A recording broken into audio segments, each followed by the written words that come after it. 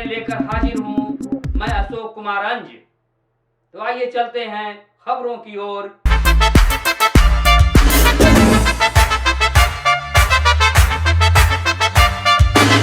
दिनांक 10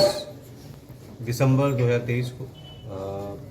एक व्यक्ति के द्वारा शेरघाटी थाना में आकर के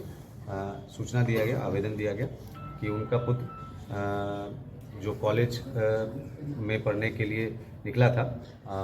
वो शाम से घर नहीं आया है और उसके बाद उसको 10 तारीख को उसको फिरौती के लिए फ़ोन आना शुरू हो गया है। तो इस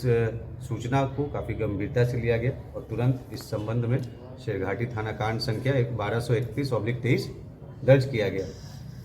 और कांड का अनुसंधान प्रारंभ किया गया। इस मामले की गंभीरता को देखते हुए इसमें एसपी सिटी के मार्गदर्शन में तथा एसडीपीओ शेरघाटी के नेतृत्व में एक विशेष टीम का गठन किया गया, जिसमें एसएचओ शेरघाटी, तकनीकी शाखा के पुलिस पदाधिकारी, पुलिस उपाधीक्षक, परीक्षमान तथा शेरघाटी थाना के अन्य पुलिस पदाधिकारी एवं कर्मियों को भी शामिल किया गया। इसमें जब पुलिस के द्वारा अनुसंधान प्रारंभ किया गया तो पाया गया कि जो फ़ोन है वो विभिन्न जिलों से आ रहा है, जिसमें वैशाली, सारण, नवादा, नालंदा, पटना तथा जहानाबाद जिले से इस प्रकार का फ़ोन आ रहा है। पुलिस के द्वारा अनुसंधान के क्रम में यह पाया गया कि इसमें से अधिकतर नंबर जो हैं वो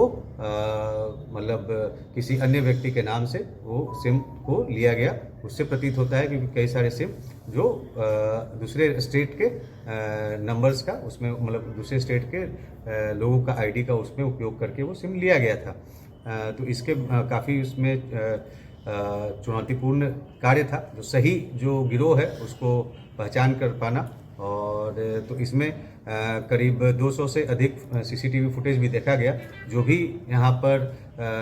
जो कॉलेज है वहाँ से लेकर के जहाँ तक जो अनुसंधान क्रम में जो हम लोग को साक्ष्य मिल रहा था वहाँ तक के क्षेत्र में लगातार पूरा सीसीटीवी फुटेज देखा गया। 200 से अधिक सीसीटीवी फुटेज देखा गया और लगभग 12,000 से ज़्यादा मोबाइल का सीडीआर का उसमें अवलोकन और एनालिसिस किया गया, जिसके बाद पता चला कि इसमें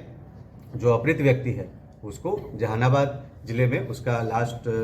उसकी गतिविधि पाई गई थी और उसके बाद से उसके बारे में सूचना प्राप्त नहीं हो रही थी। और यह भी पाया गया कि वो जहानाबाद ज़िले के घोसी थाना क्षेत्र में उसकी लास्ट गतिविधि पाई गई है और घोसी के कुछ लोगों के साथ उसकी मतलब पूर्व से संपर्क में रहने की बात प्रकाश में आई। तो इसके बाद इस मामले में इस घटना में शामिल अपराधकर्मी शिवम कुमार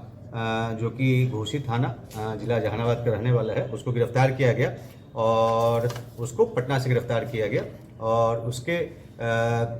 निशानदेही पर उसके जहानाबाद स्थित घोसी थाना क्षेत्र के घर से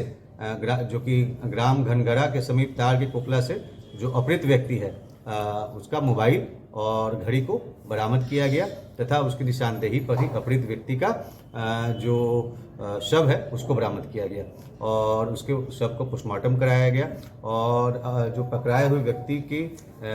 निशानदेही पर इस घटना में शामिल एक अन्य अपराधकर्मी जिसका नाम शुभम कुमार उर्फ चीकू है उसको उसके घर से पटना के भेटा थाना क्षेत्र से उसको गिरफ्तार किया गया है। इस पूरे मामले में अभी तक के अनुसंधान में 3 लोगों की संलिप्तता पाई गई है। जो अपहृत व्यक्ति हैं वो भी पूर्व में एक कांड में वो ऑब्जर्वेशन होम में गए थे और उसी समय उनकी जान पहचान एक अन्य ऑब्जर्वेशन होम में ही रह रहे एक अन्य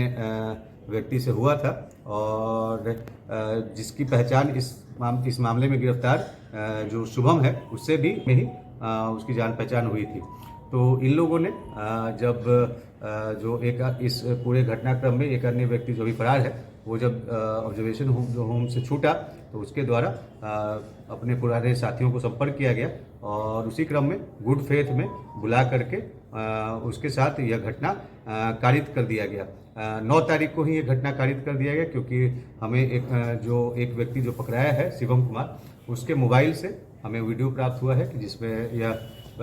स्पष्ट है कि 9 तारीख को ही उनके द्वारा उक्त व्यक्ति की हत्या कर दी गई थी और उसके बाद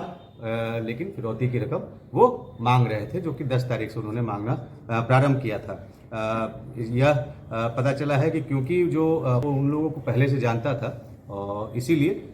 उसके द्वारा इन लोगों के द्वारा उसकी हत्या कर दी गई थी। इस मामले में हमारी जो टीम्स हैं वो लगातार पिछले 4-5 दिनों से विभिन्न जिलों में रह कर के रेड कर रही थी और 2 अपराधकर्मियों की गिरफ्तारी इसमें की गई है और एक अन्य अभी फरार चल रहा है। जो 2 अपराधी गिरफ्तार हुए हैं वो पूर्व में भी उन पे दोनों अपराधियों पे पूर्व में भी वो जेल गए हुए हैं, जिसमें शिवम कुमार कंकड़बाग थाना क्षेत्र से जेल गया हुआ है और शुभम कुमार वो गया रेल थाना से वो जेल गया हुआ है तथा एक अन्य अपराधकर्मी जो अभी फरार है वो भी पूर्व में जेल गया हुआ है। और इस प्रकार से इस मामले में जब से सूचना प्राप्त हुई उसके बाद तुरंत कार्रवाई करते हुए इसमें दोनों अपराधकर्मियों की गिरफ्तारी की गई है। इस प्रस्तुति को आज यहीं विराम देते हैं। बहुत बहुत धन्यवाद।